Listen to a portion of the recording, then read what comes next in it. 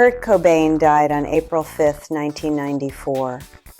1 week later, on April 12, Courtney Love released Live Through This, an album of female rage and grief and defiance so extraordinary that critics who were still processing the shock of Cobain's death had to reckon with the fact that this was something remarkable. And the world's response almost immediately was, she couldn't have written it. Someone else must have. A man must have written it. There was no other explanation for it being that good. I'm Marlo. This is She Burned Bright.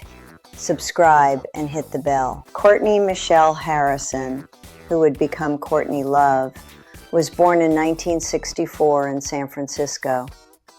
Her childhood was, by most accounts, chaotic. Her mother was a therapist who later wrote about Courtney with a clinical detachment that reads as its own kind of cruelty. Her father was a Grateful Dead roadie. She was in and out of juvenile detention by the time she was a teenager, raised partly in New Zealand, partly in Oregon, partly in England, never quite landing anywhere, always being sent somewhere new for reasons that were never quite her fault, and never quite anyone else's either. She learned how to read a room before she learned how to sit still in one. What the chaos narrative always gets wrong is this: she was not drifting. She was studying. She moved to England in the early 1980s and absorbed the post-punk scene there. She came back and found herself in Portland, then Los Angeles, circling the edges of the underground. In 1986, she appeared briefly as a groupie in Alex Cox's Sid and Nancy, a small role, barely a scene, but she was already angling towards something, already placing herself in proximity to the story she wanted to tell. To support herself while she figured out the music, she stripped. The press would use this later, as they use everything, as evidence of disorder. What it actually was practical. She needed money. She needed time. She needed to learn how to play guitar without anyone telling her she was doing it wrong. She taught herself. She found her way back to Los Angeles. She found the exact scene she had been looking for. Noise, melody, female fury, a subculture that was just barely beginning to make space for women who wanted to be more than decoration. And she had a specific vision for what she wanted to build. Not just a band, but a sound, a thing that did not yet exist, that crossed the abrasion of noise rock with the pull of a melody you couldn't shake for days. She recruited Eric Erlandson on guitar, Kristen Pfaff on bass, Patty Schemmel on drums. She called it whole. She was not asking for permission to form it. The band's first album, Pretty on the Inside, produced by Kim Gordon of Sonic Youth, came out in 1991. It was abrasive and visceral and critically admired in exactly the circles that did not give it mainstream attention. It was reviewed as interesting, promising, confrontational. It was the kind of first album that tells you what a person is made of before the world has had a chance to decide what she is allowed to be made of. And then, in February 1992, she married Kurt Cobain. The timing matters. Nirvana had released Nevermind in September 1991, and by early 1992, it was the biggest album in the world. Kurt Cobain was on every magazine cover. He was reluctantly, furiously famous, and the press, who had just discovered that there was money in alternative rock, followed him everywhere. Courtney Love was at his side, and the decision of how to write her was made almost immediately. She was the difficult one, the calculating one, the one who had latched onto the biggest thing in the room and wouldn't let go. The Nirvana camp's alleged discomfort with her became a story. Her personality, which was large and unfiltered, and refused to perform the kind of feminine softness that the press expected from the wife of a rock star, became a problem. In August 1992, Vanity Fair published a profile by Lynn Hirschberg that accused Courtney of using heroin while pregnant with Frances Bean. She denied it. The story shadowed her for years regardless.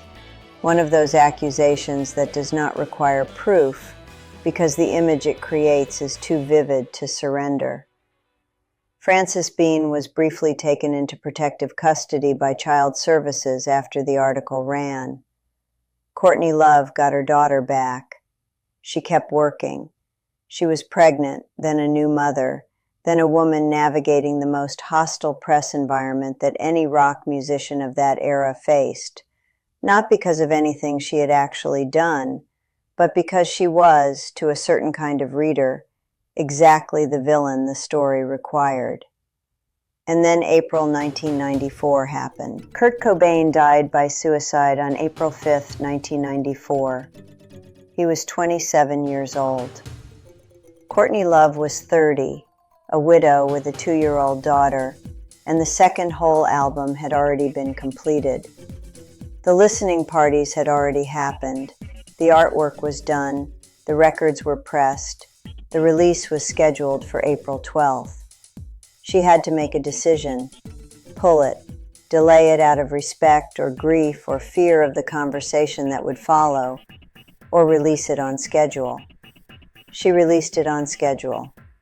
That single decision tells you almost everything you need to know about who she was, not as a careerist, not as someone calculating an advantage, but as an artist who had made something and knew it was good and was not going to let anyone, including the worst week of her life, take it from her.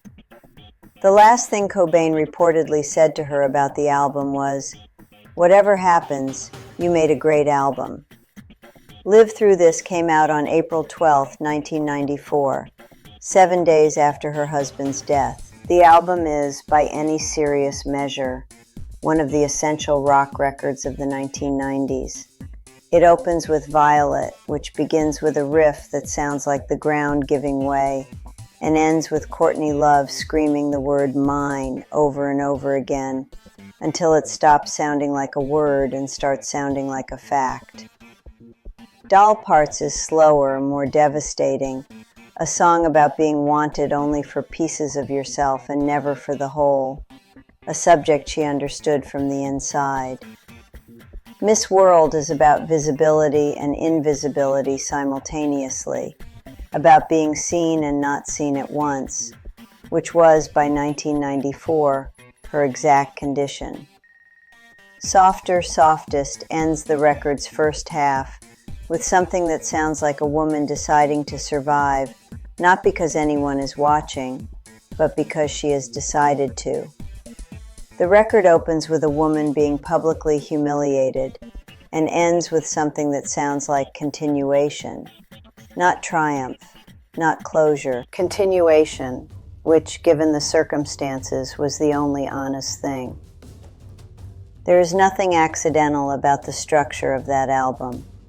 There is nothing that sounds like a man explaining a woman's pain to her. There is nothing that sounds like collaboration by committee or borrowed language. It sounds exactly like one specific person who had lived through exactly what she had lived through and was making something irreversible out of it. But the world had already decided. Conspiracy theories spread almost immediately after Cobain's death. Theories that blamed Courtney for it, that accused her of involvement, that transformed her grief and her survival into evidence of guilt. There were people who had decided that a woman as complicated and abrasive as Courtney Love could not possibly have made something this good, which meant a man must have made it, which meant Cobain, which meant none of it was hers. The accusation that Cobain had ghostwritten Live Through This was taken seriously by enough people in enough publications to become a fixture of the discourse for decades. The theory required a specific kind of motivated reasoning. It required believing that Kurt Cobain, who was in the grip of severe addiction throughout 1993 and early 1994, who was struggling to record in utero, who was, by all accounts, barely functional in the months before his death, had secretly and generously written an entire feminist rock album for his wife, and then agreed to keep quiet about it. It required believing that Courtney Love, who has never in her public life been quiet about anything she felt was hers, would participate in this deception. The logical scaffolding collapsed under the slightest scrutiny, but it did not matter. It never matters when the accusation flatters the instinct. She shared almost all of the writing credit with guitarist Eric Erlandson. They wrote it together, as they had written most of Hole's material. Kurt Cobain wrote none of it.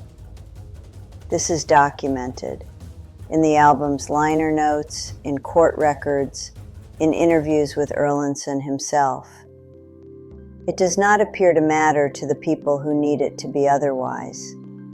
In 1998, Charles R. Cross's biography of Cobain, Heavier Than Heaven, addressed the question directly and found no evidence to support the ghostwriting claim. Critics and journalists continued to parse the album's lyrics for years afterward, looking for his voice in her words. They were not finding it. They were looking for it, which is a different thing entirely, and says more about what they needed to believe than about what she had made. She kept going. Hole released Celebrity Skin in 1998, polished, radio-friendly, a commercial departure that arrived to divisive reviews from people who had decided that slickness was its own kind of betrayal. She acted in films, including her acclaimed performance in The People vs. Larry Flynt. She had more public breakdowns and more tabloid disasters. She said things that were unguarded and raw and sometimes self-destructive, in ways that made excellent copy for people who were looking to confirm what they had already decided. She lost custody battles. She fought publicly with former Hole members over money and rights. In 2004, she released America's Sweetheart as a solo album and went back on the road. She went on reality television. She got back on stage. Each time the world expected her to disappear, each time the narrative demanded she finally recede, she did not. She was, in short, exactly herself, imperfect and brilliant and incapable of the strategic self-censorship that would have made her easier to dismiss. The 30th anniversary of Live Through This arrived in 2024. Pitchfork revisited it. Rolling Stone revisited it. NME revisited it. The reassessments said what had always been true, and what some of them had been reluctant to say while she was in the room, making it inconvenient. It is one of the essential rock records of its decade. It belongs alongside Nevermind, not beneath it. It belongs in its own right, not as a footnote to someone else's legacy. She was still alive to read those pieces. She has always been inconveniently alive. What she was not, at any point in 30 years, was quiet. And that refusal to be quiet is what this story is actually about. Not the grief, not the accusations, not the chaos. The refusal. The decision made over and over again in the face of a world that had decided she was the villain of her own story, to keep existing, to keep making music, to keep saying plainly and without apology, I'm still here. I did this. It was mine. She made the greatest album of her life 7 days after her husband died. The world spent 30 years arguing about whether she deserved it. She never asked for anyone's permission to begin with. If this story stayed with you, the next woman on this channel rebuilt her life from a different kind of wreckage. Subscribe if you haven't. I'm Marlo. This is She Burned Bright.